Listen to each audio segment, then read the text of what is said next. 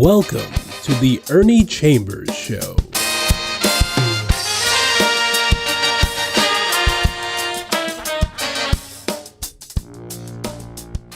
Brothers and sisters, friends, enemies, and neutrals, everybody recognizes this as the period of politics because it is the year when a president will be elected, and I'm sure, as I am, that my name is Ernie Chambers, that Kamala Harris is going to be the next president of the United States. Trump and that fool that he has for a vice presidential partner, who refer to women without children as cat ladies, who have made such a mess of their lives and are so miserable that they want to make everybody else miserable, they are riding, I think, for a fall. And instead of making fun of her name, as Trump tries to do now, he's going to find out when it's over, instead of Kamala Harris, it was Calamity Jane. Calamity Jane didn't take mess from anybody. So those words are by way of an introduction to what I'm going to talk about. And I'm going to hold up something which you cannot really read or see, but what it is, to let you know that I really got it. It says, Omaha, Nebraska, Doubletree Hotel Executive Meeting Center, Omaha Downtown, 1616 Dodge Street, Omaha, Nebraska, 68102, Thursday, April 5th, 2007, 8 a.m. to 5:30 p.m. Special guest ticket. What I am going to talk about is Donald Trump and his little bit of going head to head or side by side, even though after I did this, he did not contact me. Here's the letter that I got. Please, to Ernest W. Chambers, this is what he wrote. Please be my personal guest to hear my real story on Trump wealth creation from my son, Donald Trump Jr., and also be trained by 4 self-made multimillionaire experts. Donald Trump Jr. will share with you our family's most successful wealth-creating secrets and strategies. As my special VIP guest, I have enclosed 2 VIP personal guest tickets, and you will receive a special gift, a complimentary edition of Trump-Think Like a Billionaire, unquote, at the conference. The suggested tuition fee of $149 is waived for you. I get in free. At this once-in-a-lifetime financial conference, you will learn how to, number 1, find income-producing properties the Trump way. 2, slash capital gains tax to 0 when you sell real estate, stocks, or your business. And some of these are shaky things just within the law. And recently he got outside the law by falsifying financial records in order to get loans. But to continue, slash capital gains tax to 0 when you sell real estate, stocks, or your business. 3, lower your current tax bill up to 31%. 4, negotiate the Trump way. 5, protect 100% of your personal assets from all lawsuits, liens, levies, bankruptcies, or even a divorce. And he knows something about divorces. 6, get government-approved investments guaranteeing 9.6% to 32% return. 7, learn the Trump way to cash in on the new $1 trillion booming foreclosure opportunity in 2007. Creating wealth the Trump way. Turn this special invitation over to see the location, date, and so forth. P.S. As at the Omaha 2007 Creating Wealth Summit, you will learn what others have paid over $20,000 to learn. Please RSVP soon, as this event will be sold out. That was my entree. When Trump decided to run for president, I had said, because he was so nonsensical, so hither, thither, and yonder, and making no sense, that I felt he was a plant planted by himself, because he was really a closet Democrat, and he could woo simple-minded Republicans to vote for him. Then he would turn on them and destroy the Republican Party. So I wrote him an open letter, because my choice for president at that time was Hillary Clinton. This, again, you can't read it, but it is the documentation from the U.S. Post Office that the mail that I overnighted to Donald Trump was sent, and this is the message that was returned to me by the post office. Your item has been delivered to the mail room at 11:50 a.m. on November 4th, 2016 in New York, 1022. And this is the letter that was overnighted, and the one which Donald Trump's people signed for, so he actually got it. And attached to the front of that letter was this little item from the Lincoln Journal-Star, dated February 18th, 2016, Capitol Days. It's a little item that they print about things of interest that occur in the legislature. Quote, Donald Trump is an undercover Democrat, unquote, Omaha Senator Ernie Chambers said during Wednesday debate. He called the Republican presidential candidate a bomb planted to destroy the GOP. Quote, and that's why he has so much fun, unquote, Chambers said. This is the letter. And attached to the front of it, I made a small copy of that VIP invitation I got, the other material that I read to you, plus the letter that is addressed to me that this material was sent in. Regarding open letter, Mr. Donald J. Trump, Trump Tower, 725 Fifth Avenue, New York, 10022. Regarding this open letter. Dear Donnie, I hope you don't mind my using the diminutive / familiar, unquote.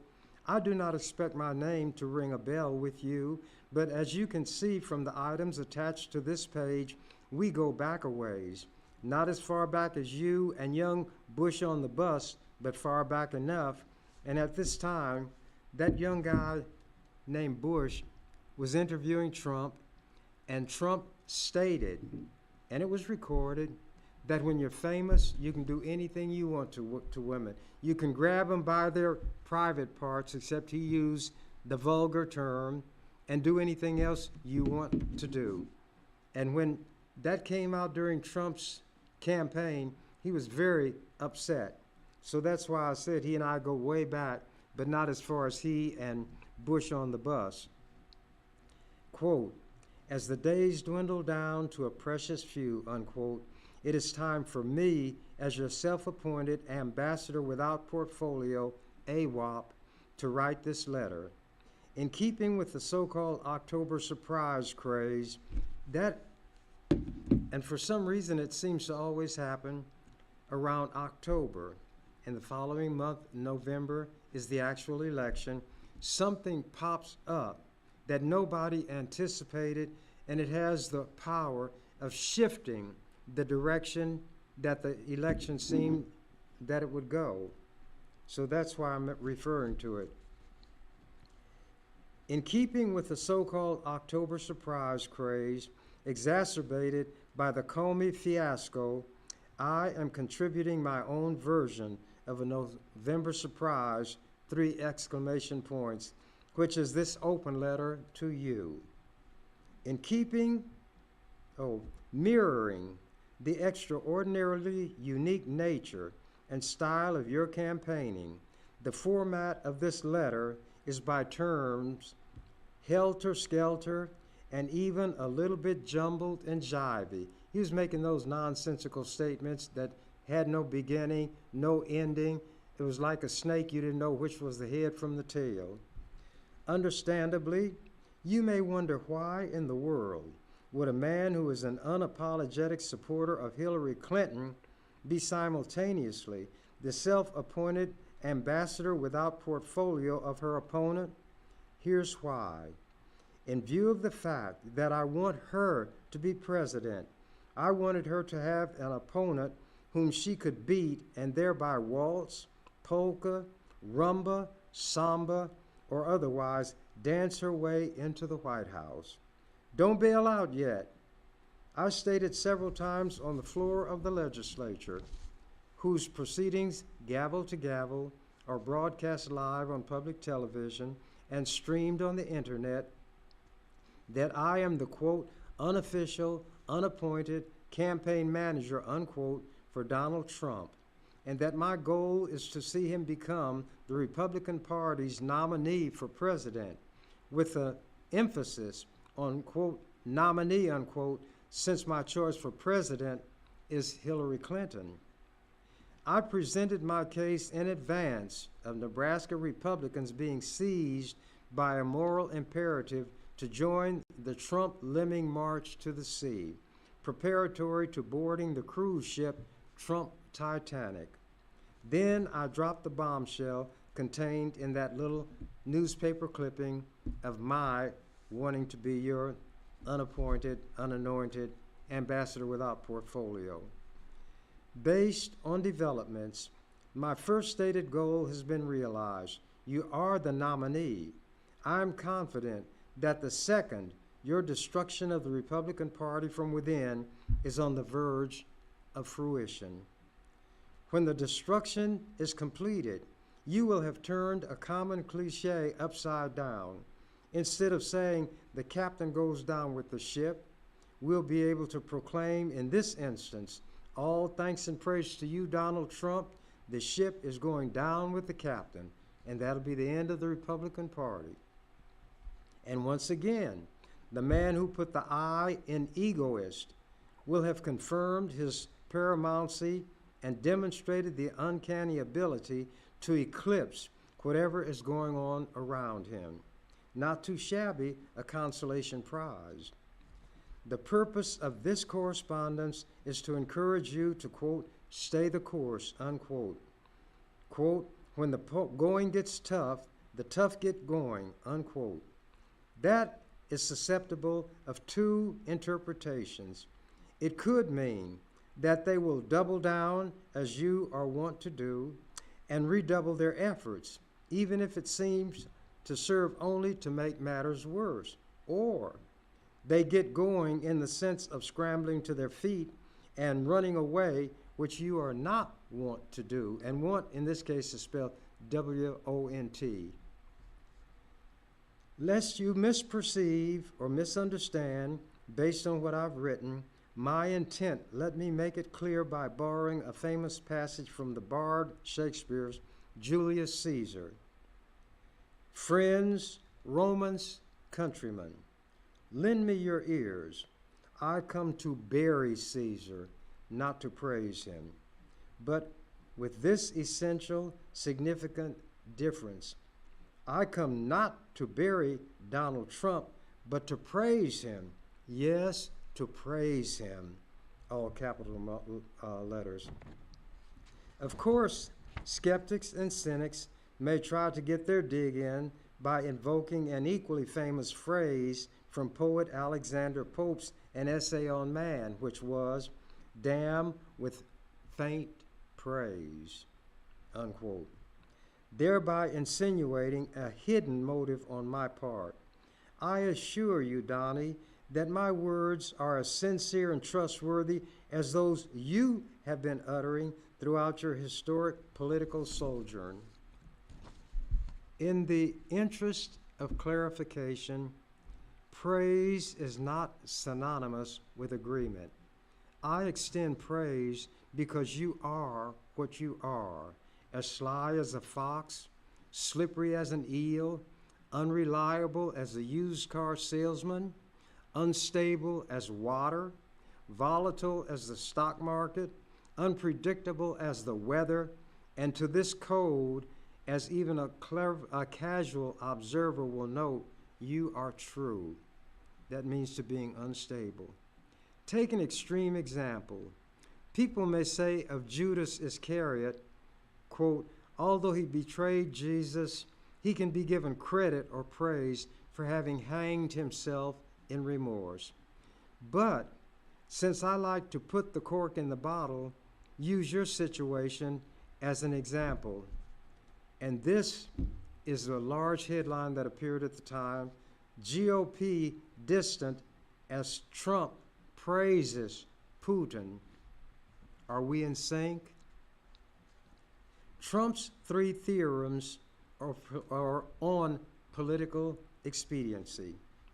People have heard of Einstein's theory of relativity, Newton's laws, gravity and motion, Occam's razor, which is to use the shortest, most direct route to get to your point, and Machiavelli's The Prince.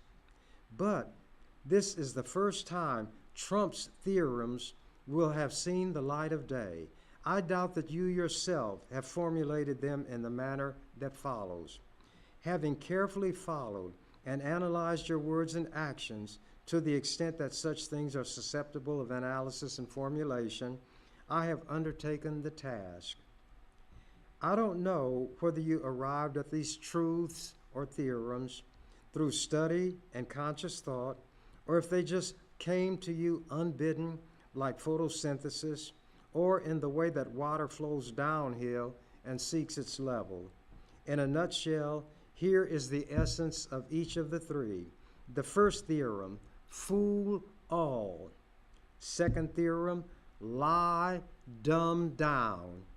Third, promise them the world. 3 playbooks. Each theorem follows the playbook of a well-known personage. Abraham Lincoln's playbook was you can fool all the people some of the time. Hitler's playbook, Mein Kampf, lie and dumb down. Satan's playbook, promise them the world. First theorem, Lincoln's playbook. Honest Abe famously said, "It is true that you may fool all the people some of the time. You can even fool some people all of the time, but you can't fool all of the people all the time." The supporters comprising your base fit within the second clause. You can fool some people all the time. And you have done so, and are doing so masterfully. Regardless of what you say or do, no matter how outlandish, preposterous, untrue, or unintelligible, your base unthinkingly and uncritically remains steadfastly with you. Fool all has been achieved. You can fool all of them all the time. The second theorem from Hitler's playbook, quote, all propaganda has to be popular and has to adapt its spiritual level to the perception of the least intelligent of those towards whom it intends to direct itself. The great masses of the people will more easily fall victim to a big lie than to a small one. Summarizing, tell big lies and appeal to the least intelligent. That's what you do, Donnie. You once declared that you love uneducated people. Did you by chance have that second theorem of Hitler in mind? As king of hyperbole, that means overstatement, and the superlative, you have regularly unleashed some whoppers which your base thrives on like a hungry lion devouring red meat. A sub-theorem might be, quote, if you're going to strike out, do so swinging for the fences rather than trying to bunt. For the record, this is not to say that you are a Nazi or that your ideology is Nazism. although some have made such an allegation. My point is merely to show the similarity between your approach and Hitler's is inescapable. Examples: promise everything to everybody at a cost to nobody. 2. The United States can sustain itself as a self-contained economic island on this planet. All these are lies. 3. Reopen obsolete Rust Belt manufactories to produce goods for sale only on the U.S. market and give millions of good high-wage jobs to everybody who wants one, and there's no reason to raise the minimum wage, which is too high anyway. These are things that Trump promised. 4. Never detail how anything is to be accomplished. It simply will be, period. Don't mention Congress, because you'll do all of these fantastical things yourself. Theme song of the second theorem. I fling untruths into the air. They fall to earth, I know not where. And furthermore, I do not care. All in war and politics is fair. That's what I put in this little letter so Trump would have something to say if he chose to. And finally, in the fairy tale, Rumpelstiltskin was a deformed dwarf who could spin straw into gold. Using that paradigm or example, you could be dubbed Trumpelstiltskin due to your ability to spin a glaring untruth into an authoritative sounding assertion of incontrovertible fact. He's lying like that today. This year, this month, today, if he speaks. How do you know when he's lying? When his lips are moving. Lying and dumbing down have been achieved by you, again, in a masterful manner with your base. Third theorem, Satan's handbook. Promise them the world. From St. Matthew, the 5th chapter, beginning with the 8th verse. Again, the devil taketh him into an exceeding high mountain, and showeth him all the kingdoms of the world and the glory of them, and saith unto him, talking about Jesus, all these things will I give thee, if thou wilt fall down and worship me. Then saith Jesus unto him, Get thee hence, Satan, for it is written, Thou shalt worship the Lord thy God, and him only shalt thou serve. The byline could be, Fall down and worship me, for that is what happened here with Trump. Here is a headline from the Washington Post. Trump thrills Christian audience with promise. The audience included leaders and founders of many segments of the Christian right, the evangelical movement that began in the 1970s under people including the late Jerry Falwell. Among those present and involved in the program Tuesday were Focus on the Family founder James Dobson, who is no longer with that group, former Christian Coalition head Ralph Reed, and evangelist Franklin Graham, son of evangelical icon Billy Graham. Again, you handle these holy people, so-called, like a maestro. You know they by and large are actors. They forgot that your entertainment activities equip you to spot frauds a mile away, and such they are, and you spotted them. Check this out. Despite the fact that your conduct, open and notorious, has been everything but the conduct of a good man, you mocked the disabled. There was a reporter that Trump didn't like, and he had one of these arms that was paralyzed, and Trump was saying, yeah, that's him. He's up there like this, can't even write with his pencil. He did that publicly. Trump did. Let me get back to it. You mocked the disabled. You have used profanity in public. You've incited and condoned violence at your rallies. You've boasted and jested about sexual assaults and grabbing women by their privates. Let me get it. You've insulted, denigrated, and debased women. You've encouraged religious bigotry against Muslims. You've insulted, stereotyped, and disparaged, quote, Mexicans, unquote, as rapists, criminals, and murderers. Yet, because you made promises to these religious people and showed them all the kingdoms of the world as part of the package, they, in effect, fell down and worshiped you. Becoming willfully blind, here's what they had to do in order to go along with your program and gain your favor. He walks like a duck, he quacks like a duck, he looks like a duck, therefore he must be a chicken. He was the opposite of everything that Jesus talked about.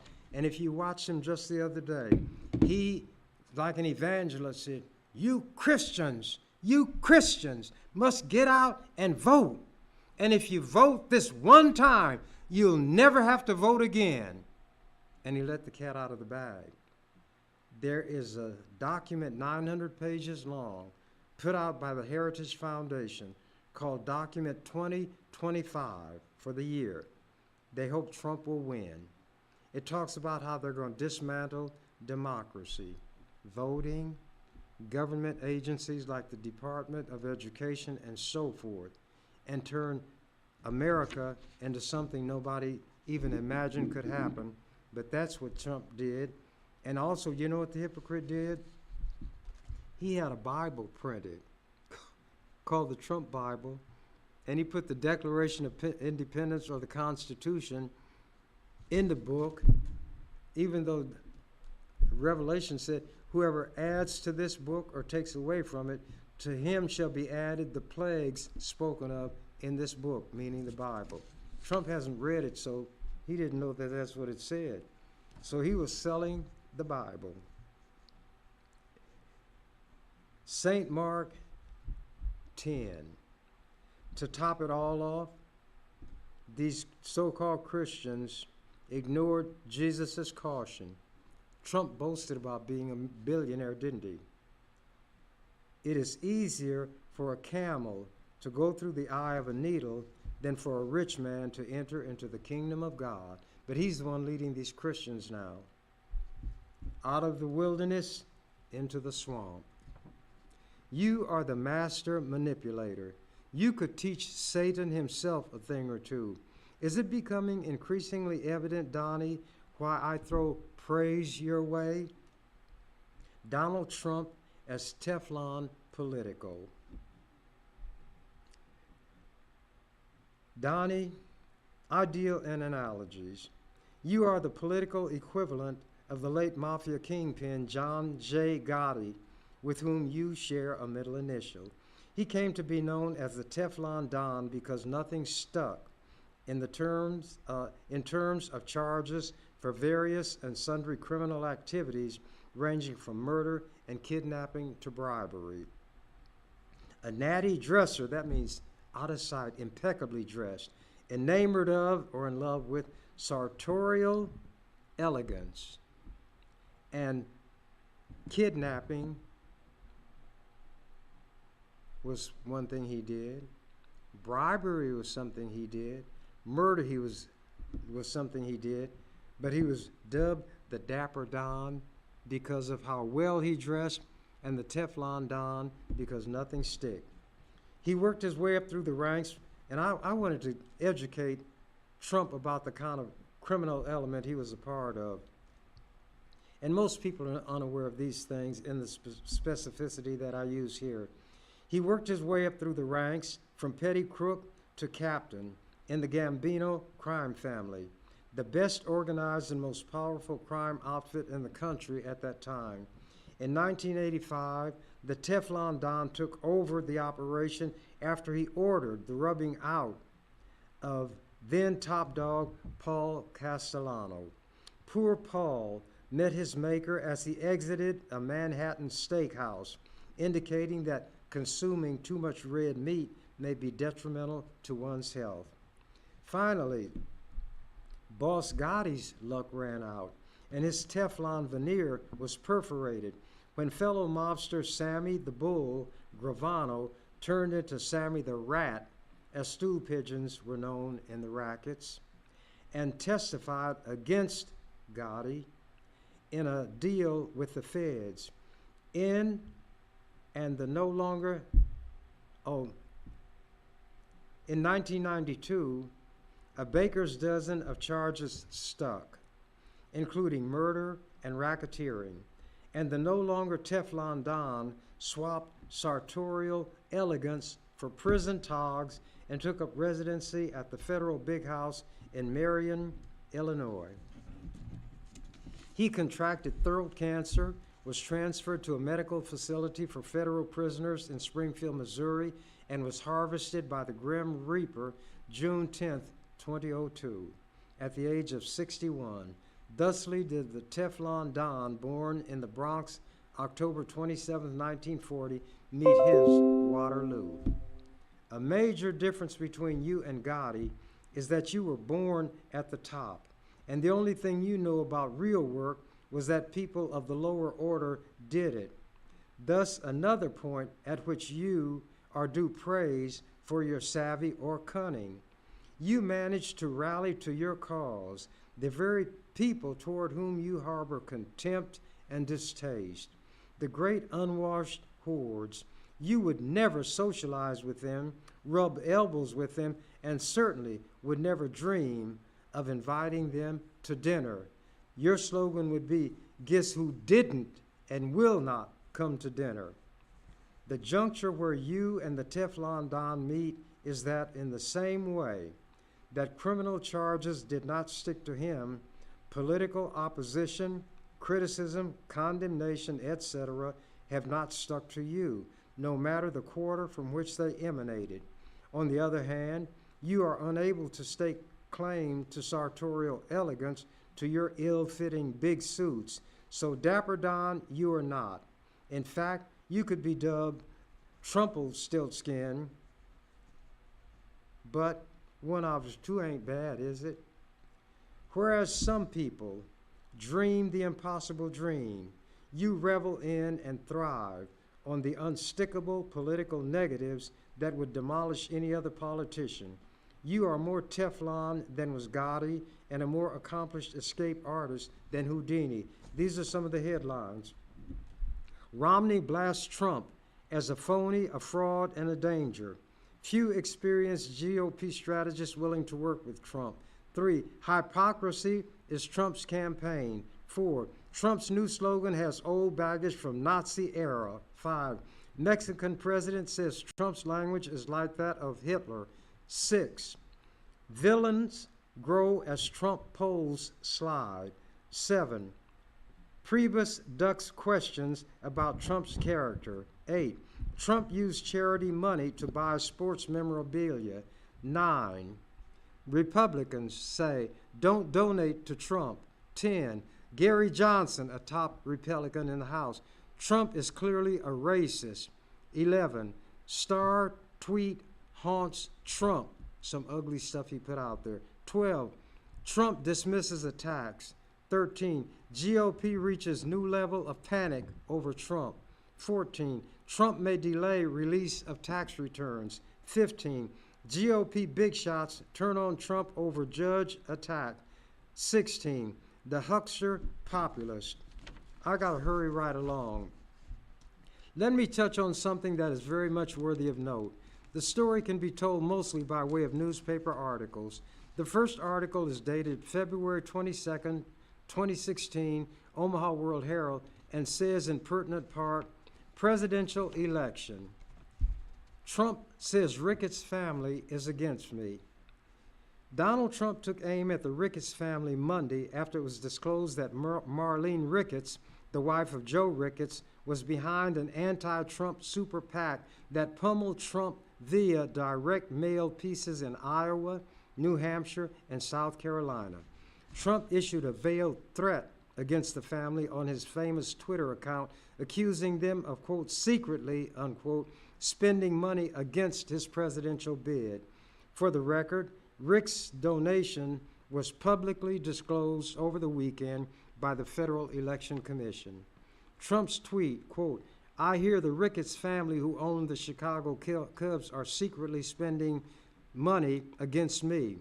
They better be careful. They have a lot to hide," exclamation point, end of quote. Marlene Ricketts fired back through a spokesman, saying Trump was too unpredictable to be president. Marlene Ricketts shares the disappointment of many Trump supporters who believe that our leaders in Washington have failed us, and also believes our next president must be a principled leader. In her view, Donald Trump has not been a consistent conservative and therefore would be unpredictable as our party leader. That's what Brian Baker, an advisor to the Ricketts family, said to the public. Marlene Ricketts gave $3 million to a super PAC known as Our Principles PAC. It was created in January with the help of Katie Packer, a former aide to Mitt Romney in his 2012 presidential campaign. Ricketts is married to Joe Ricketts, the founder of TD Ameritrade, a successful online trading company. She and Joe Ricketts are the parents of Pete Ricketts, the governor of Nebraska. Continuing. Being rich, my writing now, being rich and accustomed to having their way, the Ricketts family failed to take time to find out who they were messing with, didn't they, Donnie? The article contains the warning you issued about them having something to hide. It reminds me of a situation where the housekeeper of an archbishop was of the opinion that skeletons are found in every family's closet. To test her theory, she wrote with lipstick on the mirror used by the archbishop when he shaved each morning, quote, "I know your secret," unquote. Before an hour elapsed, he disappeared and was never seen or heard from again. I don't know whether or not you had the goods on the Ricketts clan, but look what appeared in the World Herald September 21st. Ricketts family to donate to pro-Trump effort. And this is the headline here. Joe Ricketts until now. Donald Trump isn't fit for the most important job in the world. If you believe America deserves better, vote against Donald Trump. Donald Trump is too reckless and dangerous to be president. Then it says, Joe Ricketts now. Proud to support Trump and Pence and other Republican leaders who will push for conservative policy solutions. Ricketts' money now backs Trump. Very praiseworthy.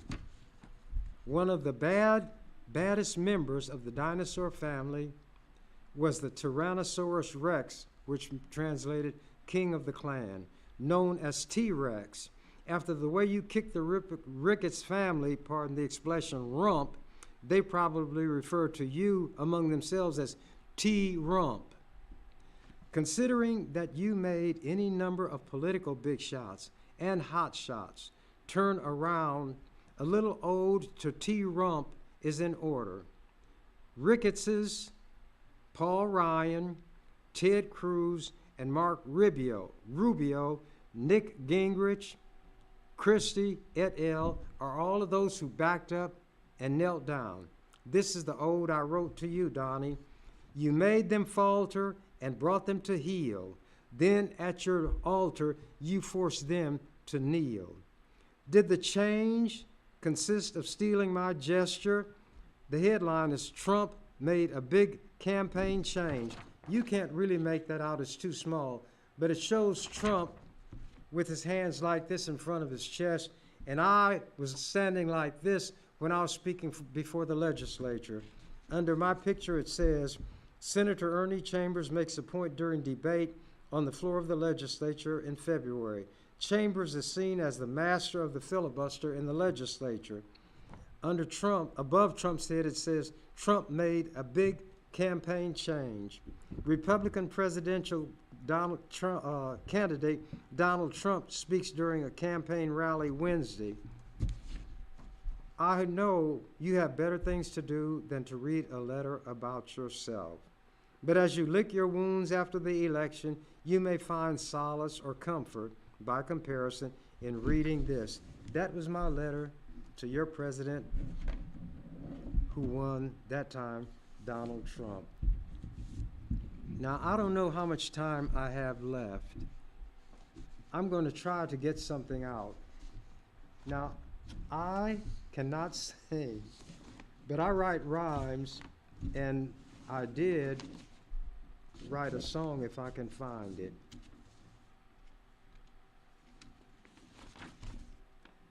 I was given a commission by a mortician to write a national anthem for those who plant them. And this is sung to the tune of My Favorite Things. I can't sing, but I can approximate it. This is the mortician's national anthem. Corpses, corpses, condolences, flowers a coffin, black curtain hearse that they carry you off in, tombstones and epitaphs with verbal slings. These are a few of our favorite things. Churches and eulogies, pallbearers, mourners, weeping and wailing in all the church corners, choirs droning dirges that make grown men cry. These are the things that take place when folks die.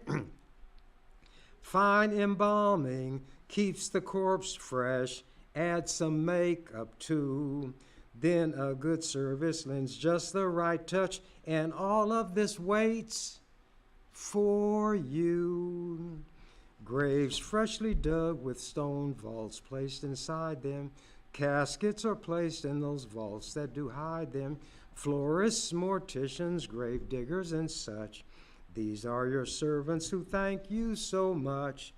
Row up on row rest the graveyard's residers. Someday all out here will all be insiders. Here is the truth which each person does know. We shall all help make that populace grow. When the last dirt tops the casket and the grave is filled, we shall not gather again in this way until someone else is chilled. And as Elvis would say, thank you very much. That's what I decided I would bring to you today. And if you all watch Donald Trump, if you have two brain cells working, will wonder how a man like him can be taken seriously. As I stated, they're trying to make fun of Kamala Harris's first name, but by the time she gets through with them, they'll see her as Calamity Jane. This woman was a federal prosecutor. She was the first female attorney general in California. She stated, and it's true, she knows how to deal with convicted felons, and that's what Trump is, a convicted felon, a liar. He sexually assaulted a woman and was made to pay a multi-million judgment for saying she lied. That's outstanding. He falsified financial records to trick banks into lending him money that the property he had would not support or back up as collateral. Because he is a convicted felon in whatever state it was, maybe Massachusetts, he had, or Delaware anyway, he had a license to carry a concealed weapon, and that was revoked. And when it was revoked, somebody said, well, I guess he'll have to use an unlicensed weapon if he's going to stand in the middle of Fifth Avenue and shoot somebody, which is what he said he could do, and it wouldn't change a vote against him. The voting time is less than 100 days away. If you're not registered, register, and then vote. I'm going to vote for Kamala Harris. If I was a crook like Donald Trump, I'd figure a way to vote 100 times for her. She is, in my opinion, going to be the next president of the United States. She will bring the dignity back to women that Trump did so much to destroy. She will give women, through her efforts, the right to determine what they will do with their own bodies. They will not be dictated to by the federal government. So Kamala Harris is going to name her running mate soon. And Tuesday, they're going to hit the campaign trail. Stay tuned. Watch carefully. Pay close attention. And when you mark that ballot, mark it for the next President of the United States, Kamala Harris. That's what I intend to do. I believe that I've reached the point where I'll say what the canary said when he found out the cage door to his cage was unlocked. I'm out of here. You've been watching The Ernie Chambers Show. If you'd like to leave suggestions, email us at ewcfacts@gmail.com. That's ewcfacts@gmail.com. This is an EWC Communications production.